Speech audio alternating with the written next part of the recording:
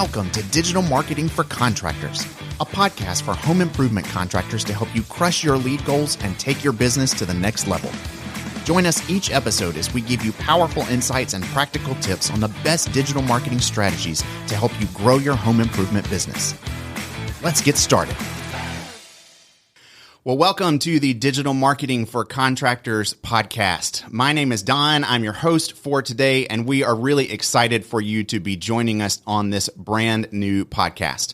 So let me tell you a little bit about what this podcast is all about. As the title says, it is digital marketing for contractors. Really anyone who is working in the home improvement industry, whether you're a exterior remodeler, a kitchen or bath remodeler, whether you provide home services, custom building, anything in the home improvement industry, we want to help you be able to level up the marketing with your contractor business. So we are Fat Cat Strategies. We are a digital marketing agency that is based out of Raleigh, North Carolina, and we specialize in doing digital marketing for home improvement contractors. That's who we work with and really try to help you crush your lead goals and level up your business. As I said, my name's Don. I'm one of the account managers here at Fat Cat Strategies. And I am Janet. I am the founder and managing partner of Fat Cat Strategies, and we are super excited to have you join us today. Yeah, absolutely. So we are going to get started just by kind of talking about the idea of what digital marketing really is. And we want to talk about it in the sense of saying, as we kind of jump into this conversation about marketing, there's kind of really two big categories of marketing that we see contractor businesses work in, and that's digital marketing versus traditional marketing. And so we want to just kind of highlight a little bit of what those two things actually are. As a business owner or as somebody who works in the contractor industry, you may just kind of know the category of marketing, but don't necessarily know like what's the difference between what I do in Google versus what I do on the radio. And we want to help you kind of understand those two things. So Janet, as we talk about like the difference between digital and traditional marketing, like where would you start in trying to help a contractor understand what the difference between those things are? So digital marketing is going to be, when we think about digital marketing, we put your website at the center of everything we're thinking about and our focus. And when you think about digital marketing, you should do the same thing. So you think about first your website as the center of all of that focus and energy. And then you start to think about how am I going to drive eyeballs to that website? And that's going to be through search engine optimization. You can use pay-per-click ads. You can use social media. So those are the digital tactics and strategies to drive traffic to your website. But then it starts to blend and get a little bit more confusing when you start to talk about digital versus traditional, because I'm sure you've seen TV ads, or maybe you're running TV ads or radio ads, and at the end of the ad, they go, hey, come check out, learn more at something.com. Yeah. So that is traditional marketing driving traffic to your digital marketing.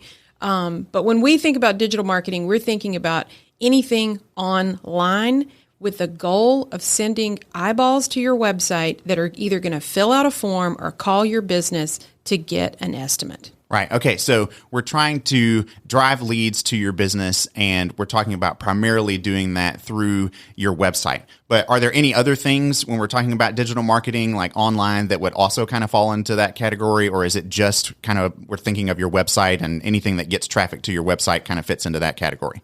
Well, there's email marketing, text-based marketing. When you're looking at the world of home improvement contracting, gosh, it seems like it's always evolving and changing. You can start to get into talking about house. Do you have a house profile? Do you have a Pinterest profile? So I would put house and Pinterest in sort of a social media category. But if we take a step back and look at our original definition from a few minutes ago, in our world, what we're thinking about is your website, and then how are we going to drive traffic to it? Now, as I say that, there's one thing, the big elephant in the room that I haven't talked about, and that's your Google My Business listing. So your Google My Business listing is not your website, and we see a lot of contractors get confused about that. It is a free listing that you can sign up and claim through Google that's going to have your business hours, some products you sell, other information, and it's also going to be where you're going to collect reviews. So when we are thinking about your digital online presence, we are thinking about your website and how we're driving traffic to it, but we're also thinking about your Google My Business listing.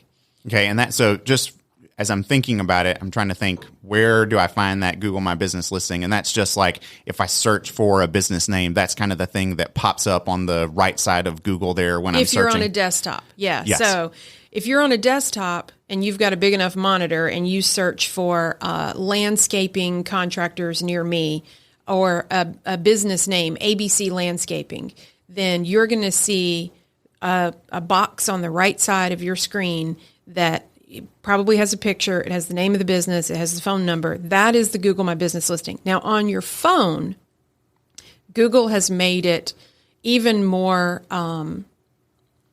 seamless, or depending on your perspective, Google has kind of pushed that Google My Business listing front and center well above your website.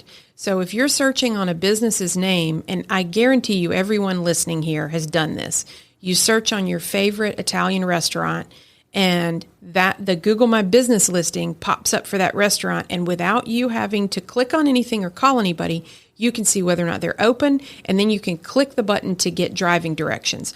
All of those functions and features are part of your Google My Business listing, and it's something that if you haven't claimed, contractor, go out today and see if you've claimed your Google My Business listing, because it's pretty critical. Yeah. Okay. So that makes sense, even to the point that you were kind of saying about, like, when we think about digital marketing, we want to think about your website, but we also need to think about this Google My Business listing, because, kind of to your point, as you're saying, like, Google is actually trying to send as much or more traffic to your Google My Business listing as they are to your website, and even on a mobile device, maybe more so to your Google My Business listing. So those are kind of becoming like the centerpieces of what digital marketing looks like, but really critical for contractors to pay attention to that Google My Business listing.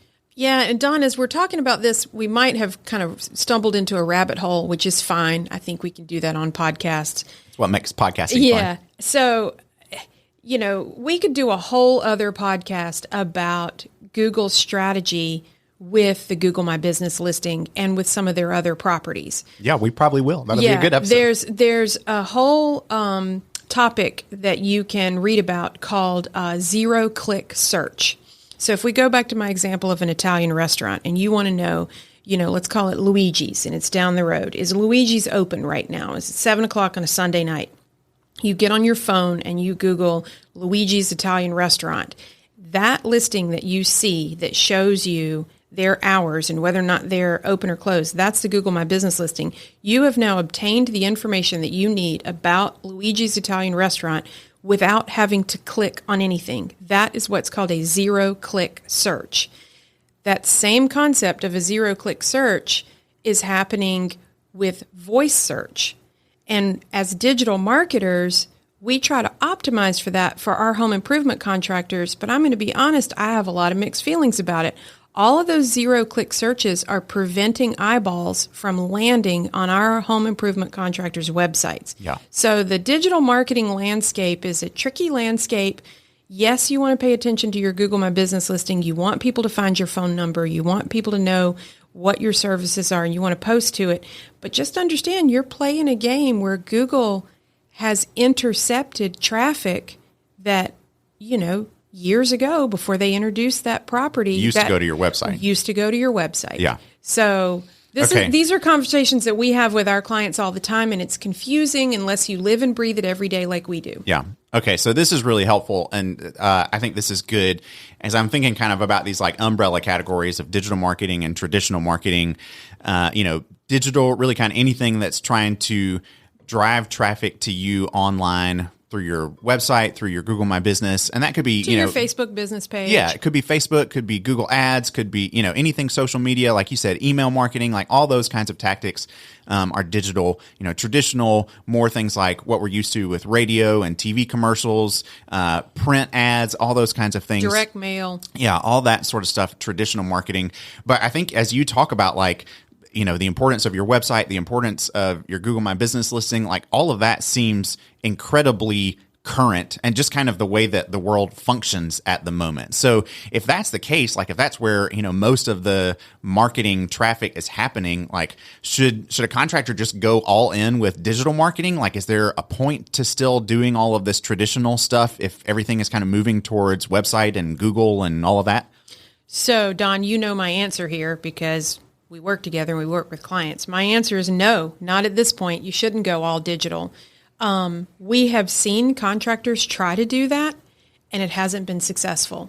And it puts us in sort of an awkward place, but I'm a big believer in transparency and honesty. When we pair with our clients and we're supporting them and helping them grow their business, we almost never say you should spend 100% of your marketing money, effort, resources, and budget all in on digital. Now, the mix and the ratio of digital versus traditional sort of depends on what your goals are, how old your business is, your brand recognition. Yeah. Most of our contractors fall into a couple of pretty big categories. They're either exterior contractors and they're doing roofing, windows, and doors. And most of our interior contractors are these, quick turnaround bath projects, the one-day bath companies. And what we've learned from working with our clients is that the most successful, especially in the bath world, they have a healthy mix of online and offline plus showroom. Yeah. So offline, we would say those are your TV ads, your radio ads, maybe you're sponsoring a little league team, you're a sponsor of your local 5K, fundraiser to fight breast cancer or something like that. Kind of anything in your community. Anything in your community to build that brand awareness. That's what we call traditional. This is an interesting topic to really dive into because, we've worked with contractors that tried to go 100% digital, and we worked really hard to make it successful. And maybe it's a weird thing to say right here on our first podcast, when we were working with especially contractors that were less than 5 years old, and they were trying to do everything and generate every lead that they needed to get their business up and running and off the ground, and they were trying to do it 100% digital, we were not successful and they were not successful. That's the sort of warning sign. Yeah. Well, I think, that makes sense. Even for me as an account manager working with some of our clients, like I see, when you search for these contractor businesses that are local, and as they should be, even the ones that are doing really, really well digitally, like when they come up in the search, they also, like the businesses that come up around them can tend to be things like Home Depot and Lowe's, right? Or, even Amazon or right. Angie's, or, all these like national brand names that have huge brand awareness. They're household names. People know who they are. And so, when you stack a name like that up against a local contractor who, if they're not doing anything in their community to help people understand who they are, like, of course, your customer is going to click on the name that they know. Like, right. I don't know ABC Landscaping, but I do know that Lowe's has a great garden center, so I'm going to click on Lowe's and see what they got. So it makes sense, that idea that I need to, if I'm a contractor, I need to be doing some stuff that is still in the traditional marketing sphere, so that I'm helping people in my area know who I am and be able to get to me through ways that they're kind of comfortable with. Now, Don, I'm going to contradict myself and backtrack just a second. Here's where I've seen contractors that are in their first and second year of business go 100% digital and be successful. And that's buying leads from Angie's List and Home Advisor and Modernize and places like that. Sure. So if you are a roofing contractor and you're still crawling up on the roof, you're going out and quoting all the jobs, and you might have one crew that you need to keep busy. If you know the number of leads that you need to run, you can turn those lead sources like Angie, Home Advisor, etc. You can turn them on and off. I have seen contractors in their first year of business really get up and get off the ground using those lead sources. When I say that I haven't seen people be successful be 100% digital, it's when those contractors are trying to break away from the addiction to grow past it, where they want to generate their exclusive leads. Mm-hmm. And that means they're not competing with 4 other contractors that Angie sold that name to. If they want to generate their own exclusive leads that want to quote from that company, not just any roofer or any bath contractor, with the small budget in that first 3 years of business, like you said, Don, you are competing on that first and second page of search engine result, and for pay-per-click ads, you're competing with Lowe's, Home Depot, and you're competing with Angie's List and Home Advisor and Modernize and Quinn Street. So, and they have bigger budgets. So if you're trying to, it's the weird, like, rock in a hard place. You're trying to break away from Angie, and you're trying to run your own ads so you can generate an exclusive lead, so you're not like the third guy in the door after you've bought that lead from Angie. Well, now you start running ads on the same keywords to try to generate a bath lead or a roofing lead or a siding lead. Well, your ads are now stacked up against those same Angie's ads in your neighborhood, and they're going to have a bigger budget than you do. Yeah. So when you're trying to break away from buying those leads from lead aggregators and starting to generate your own exclusive leads, what we've seen be more successful is to have digital marketing be part of your mix, but you might want to experiment with radio, especially with exterior contractors. We've seen them, it sounds old school, there's still a lot of guys out there doing canvassing with canvassing teams. Yeah. You know, and when we break it down into a pie chart, you know, we started this podcast talking about digital versus traditional. I would put canvassing in the traditional bucket. Sure. I would put radio, TV, sponsoring a little league team, sponsoring your kids' high school football homecoming game, if that's an opportunity. All of that is traditional. That's going to help you, traditional marketing, including direct mail. Yeah. We still have clients that are doing Valpak ads. Yeah. And all of those lead sources come together as a whole to give you enough lead volume to help you meet your goals. But if you are in that first 3 years of business and you're trying to break away from Home Advisor and you're trying to do it with 100% organic SEO with a website that's less than 3 years old, that is a steep mountain to climb, and you are competing with the big guys that have a lot more money than you do. Right. Yeah, sure.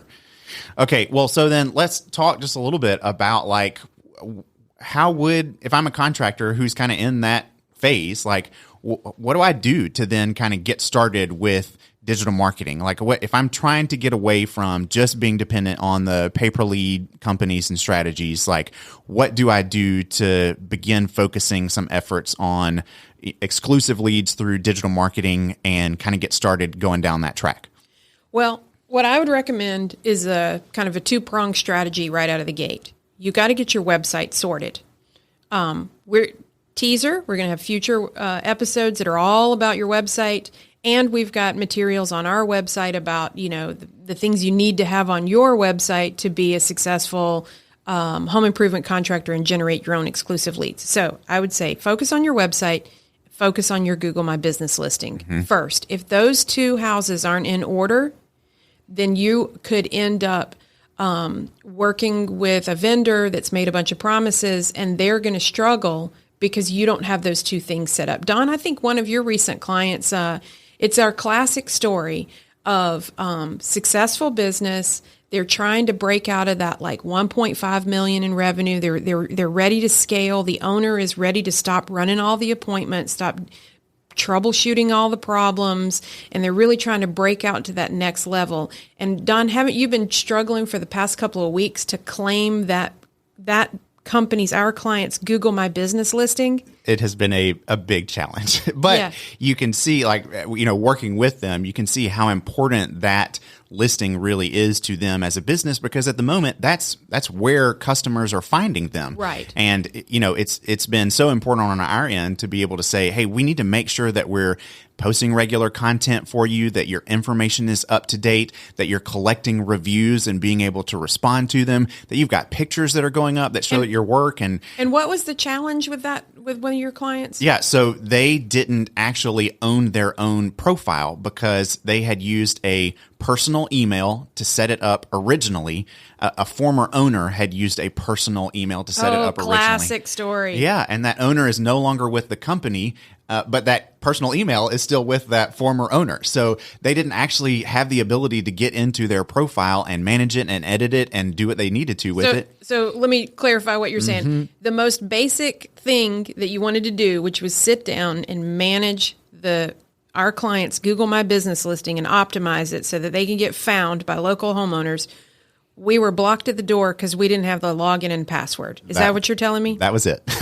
And we couldn't get the login and password because the person who originally registered and claimed that listing was no now longer worked for MIA. the business. They're sitting on a beach in Thailand, or they're doing their thing. They're in a bunker in Kansas. Who knows what they're Who doing, knows? but we can't find them. Yeah. So it just became, really, but kind of painfully obvious of the importance of setting that up well, making sure that you have ownership of that profile and that the ownership rests with the business, not with a person who works for the business, and, being able to have all of that, have your ducks in a row there so that you can maintain all of the stuff that you need to be able to, as you described, just get eyeballs in the right places. So right. we did finally get all of that sorted out, which was great, but it took a lot of work. It took a lot of effort. And those are the kinds of pain points that we would love to help customers and clients be able to avoid, just by some simple circling things. Back to Don's, kind of prompting the question here, what are the action items you, listener, can do if your ducks aren't in a row or your house isn't in order? Do you have a website? If you do, there's a few basic things that you need to make sure is working well on it. That's a little bit deeper than this. Yeah, we'll episode. Get into that probably We'll in get into another that episode. later. But, is the house of your website in order? Do you own the domain? Can you log into it? Could you give a login to a vendor to help? So that vendor could help you make it better. So what's going on with your website, and then what's going on with your Google My Business listing? Those are the two places that I would start. And, a lot of times prospective clients call me and they want to start with Facebook. And I need to get my Facebook business page up. Yes, that is part of the equation. If you're just now trying to break away from Angie's Leads, or you've just left your previous job and you've put out your sign and you're getting started, I wouldn't start all my focus on Facebook. Yeah. It will be important later, but in our experience, it's not the number one generator of leads. It's part of building your brand. It's part of being aware, building awareness in your service area. But you've got to have your website and your Google My Business first. Once you get those boxes checked off, then we can move down the checklist into other items. Yeah, fantastic. Okay, well, this has been a great first conversation to get us going here on the Digital Marketing for Contractors podcast. We actually have a resource that we would love to point you to as a way to help you think through some of the things that we have talked about in this conversation, and that you can be able to take some action on to help out with your business and your website. So we've got a resource for you called 5 Reasons Homeowners Don't Choose You Online, and it will be a great way for you to think through, what can I do to improve my website and to improve my digital presence overall. You can find that if you go to fatcatstrategies.com/homeowners. I know that's a little bit of a URL to have to remember, so I'll say it again, fatcatstrategies.com/homeowners. And we'll put that in the show notes of this episode so that you can click on the link there as well. But go check that out, download that resource, and see how it can help you get started in improving your digital presence as a contractor business online. Thanks for joining us today, and we look forward to talking to you again in the next episode of Digital Marketing for Contractors. We'll see you then. Digital Marketing for Contractors is created by Fat Cat Strategies. For more information, visit fatcatstrategies.com.